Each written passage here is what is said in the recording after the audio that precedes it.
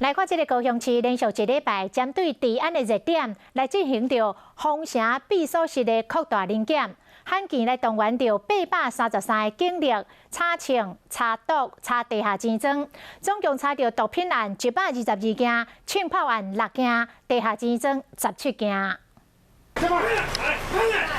这个查甫人想要走过关境冲进前，将伊掠掉咧，又底穿米粒车，互人掠着。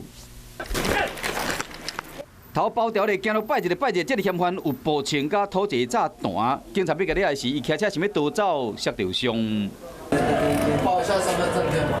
高雄市警察局第一礼拜动员各分局、保台、刑台，总共833个警力封城大扫动。我们全队拂晓出击，在陈贤欲出门之际，上前逮捕。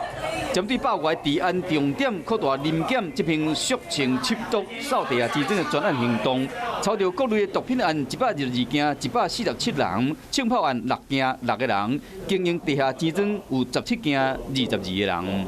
不法的行为我们绝对采取零容忍的措施。市警局强调讲，对着暴力、贪渎、烧拍等等违法行为，绝对无容允。这摆大动作封城扫动的绩效，嘛想要让民众对高雄市的治安有信心。